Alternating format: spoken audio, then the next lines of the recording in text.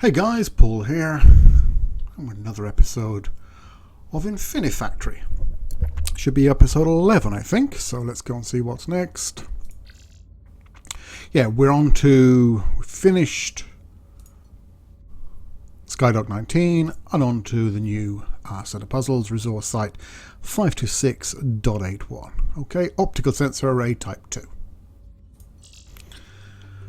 Okay, so what's going on here?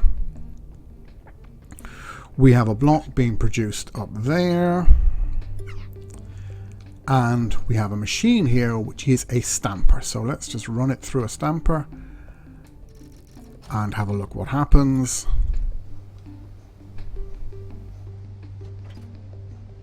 As you can see, it's sticking a stamp on that side of the block. And the finished product is two blocks welded together, but with the stamps on the outer side in this orientation. So, what do? Well, what we always do, what I always do. I would like to just measure out this center track here.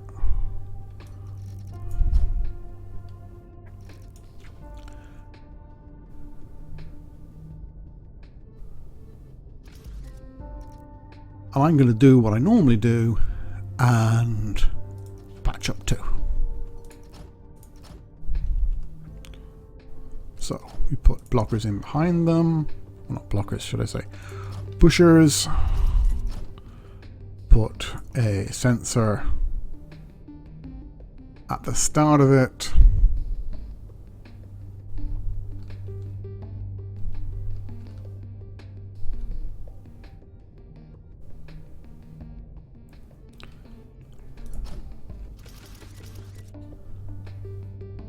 Connect them with conduit.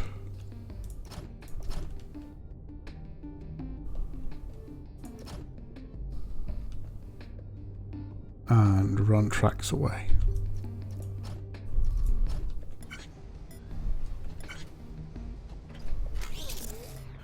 Yippee. So as you can see, or as we can see, this one is the right orientation, but this one needs to be rotated. And as luck would have it, this is the level that give us the rotation block. So let's have a look at one of them. There it is there. And if you go in here, if you put them on your bar, you've got a clockwise and a counterclockwise rotator, whichever one you want to use. I mean, we just need to do here this one around 180 degrees, so it doesn't really matter. We need two rotations. This is a 40, well, actually, have a look at it. Put it on here and run it, and we'll have a look what happens. Okay, so it does a 90-degree rotation in the direction on it, but there are some caveats which I'm just going to go through quickly, because again it causes some amount of concern and problems and people not sure what's happening. If you imagine this is the cube here, let's place a cube actually on it. For this to rotate, there can be nothing touching these four faces. Because, I mean, obviously, if you look down, a rotation, I mean, this point here, obviously, whatever has to go out. There's no physical space to fit, and the game understands and implements those physics. So you can't rotate if there's a block there. So run this again.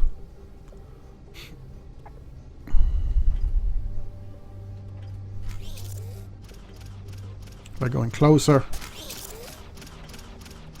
it's just clicking. So that's the first slight problem or issue with rotators, or not issue, but interesting thing about them.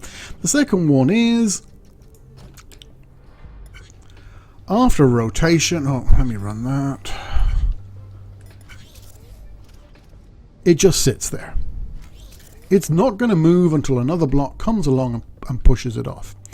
Now, what about using a pusher to get it off? Well, yes and no. The obvious answer is no, you can't.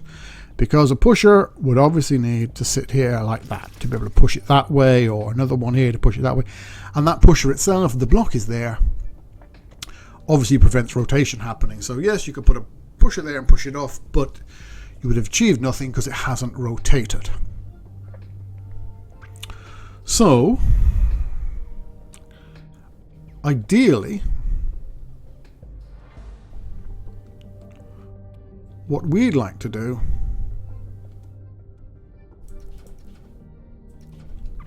is 2 rotations. One after another, each one in the same direction, 2 90s, 180. It's now, it doesn't really matter, they could be both clockwise or both counterclockwise, gets to the same place. We have the solution. But, as I was saying, you can't push them off. So, what do you do? Well, what I would like to do is first make a bit of space up here in this. So even though you can have 2 together, the thing still technically works. It still batches in groups of 2 if you do that. And then put another pusher on it. 2 parts. Like that.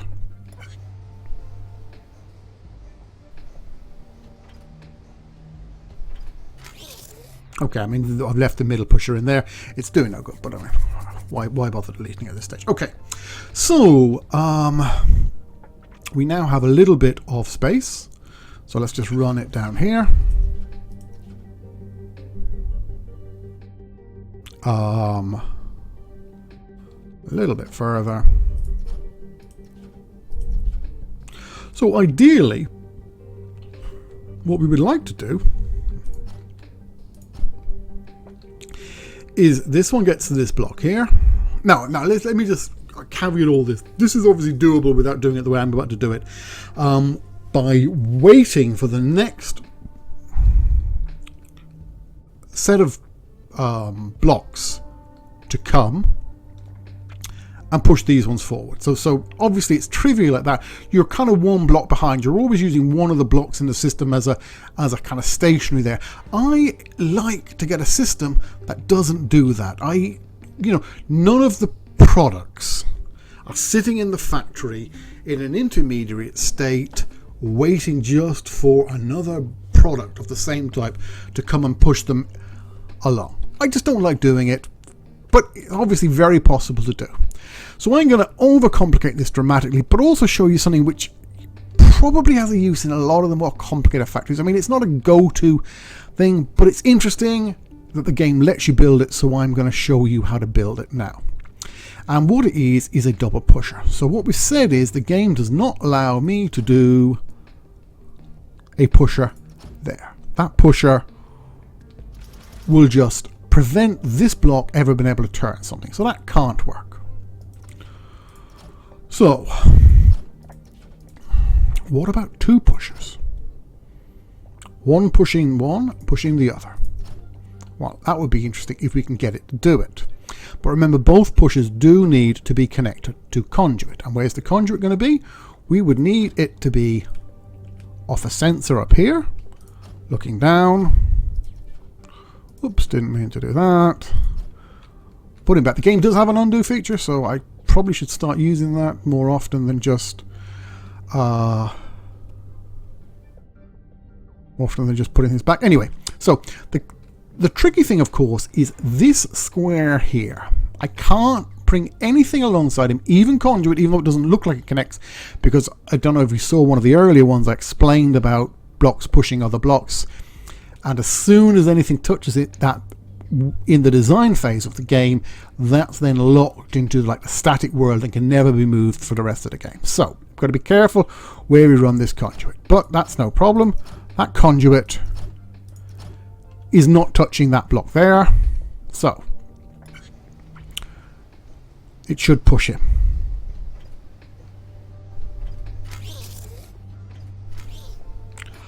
Okay, so that worked. But Paul, you see, promised me 2 pushes. Well, hang on a second. This one now needs to push as well. How is that going to happen?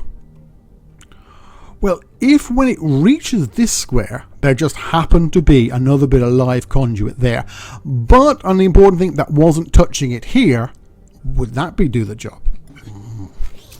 So, how do we get a bit of live conduit there that isn't there? Let's just maybe bring it down, I think.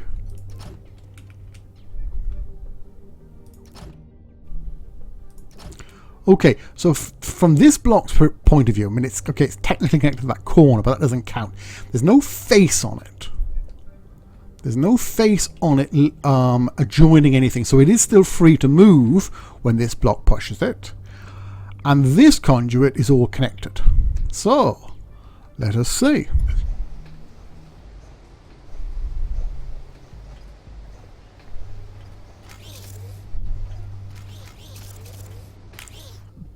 Bingo. Absolute, well, don't even say that in America. We say bingo. Job's a good one. So we've managed, or I've managed to make a double length pusher, able to reach those really hard to reach places. How does it work again? This pusher here is going to get pushed by the one behind it. This one, obviously in its design phase, now, like when we're building it, can only have its face attached to the face of the rear pusher, which is going to push. None of this else. Like again, just to show you what I mean, I certainly, well, sorry, I mean I could have a block there and that just moves with it. That's no problem. But if that block itself is attached to the ground, so now this block here, the one we want to be free, is now through a chain of blocks now attached to the static unmovable world. Well, it's unmovable in terms of when the game is actually running. Speed it up. No, obviously nothing happening. So that's, so if you're going to attempt to do these sort of things, that's what you need to be careful of. And also the other thing you do need to be careful of is, because it doesn't look obvious, is, well, okay, that does look obvious, but the conduit does catch them too. So you can't just run conduit by, even though it looks like it's just a pipe going by. No, you've got a block is occupying that square. They share a face. It ain't going to work. Right, now, what I would like to do then is weld above here. I needn't have done that. That was a bit silly because we actually have a square there, or a block there to go on.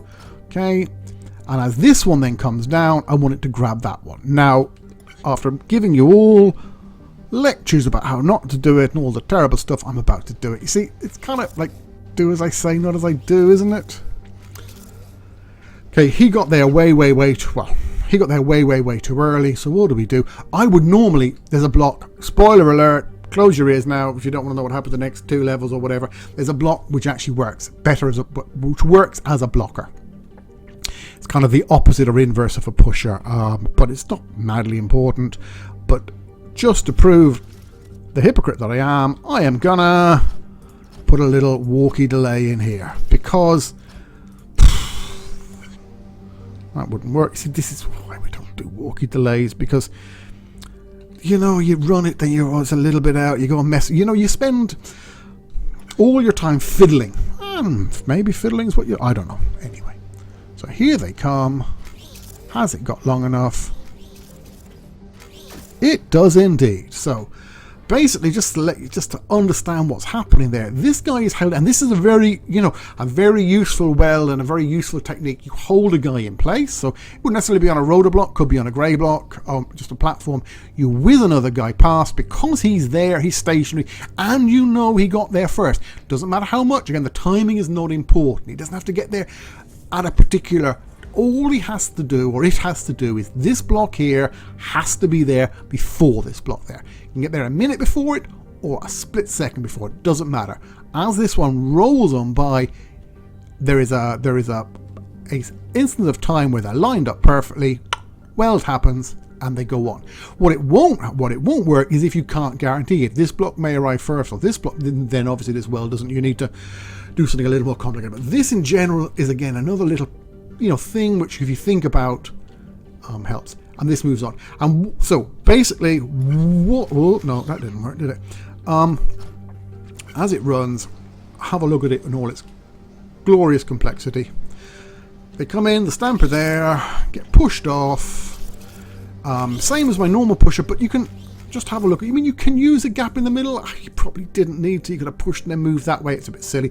Probably could have done a normal one, but just to show you that if you want to keep gaps in it to make your pattern look better or to help your understanding it, you can put a runner in. It's still doing the same thing functionally as the other one was. It's waiting for two blocks to appear, batching them and pushing them forward. So you have a whole section of the machine where you have that number. In this case it's 2, but it could be 1 or it could be 10 or it could be 20, each with their own path, which you can do individual jobs with them, and you're in control. Moving on down, why is this horrible contraption built here? A, to show off, God above, and B, because I don't like solutions where the product is being held in on the production line, waiting just for the next product to come along and tap it. Obviously the only thing that does is kind of slows down the cycle score a little bit, and so none of these are being, and this is not what you would make it even slightly look like to go for a record cycle score, so or go for a low cycle score. So maybe what I'm doing is complete nonsense, but it helps my thinking. I find as they get more complicated, I am happier with everything continuing to move through than having half finished finished product sitting there waiting for the next one to do it. To do that, this thing was built. This is a double pusher. Why is it needed? Because you can't place a pusher within one square. You can't place any block within 1 square of a rotator, and the rotator still works. So this gets pushed in, and works. And we saw how to do that. Sensor's there. This sensor comes back to here, fires this piston pushes this block forward. There's nothing touching this block in its design phase, i.e. where we are now. When it gets there, by sheer happenstance and luck and good fortune, there is another live conduit here taking the same signal from the sensor, which then causes him or it to fire. So hence the double pusher, get it out. Okay, it's not needed. You could do it much simpler by just waiting for the next 2 to come down, but hey, it's done now. Why not? Okay guys, that's it. We'll just leave it running, I think. See what we get. The other thing, just whilst it's running, is the same thing later on in the game. You're obviously, you can see him here. You've got a piece here, longer piece. The rotation rules still apply. If it's a longer piece and there's a block in any part of where the piece needs to rotate through, obviously the rotation won't fire. Oh well, you see, I messed that up, didn't I, by not putting a last square. Let me just fast forward this. Probably taking way too long to do a very simple level, but I just thought it was interesting to show the double pusher when it kind of sort of possibly has a need, although probably didn't, did it? Okay guys, see, no bonus, no stars, nothing except your own warm feeling for doing that. So that was that one. The next one is going to be landing alignment lights. Thank you for watching. If you've any comments or want to call me an idiot or something, it is the internet and they are YouTube comments, so feel free. Thanks again. I'll catch you next time. Bye now.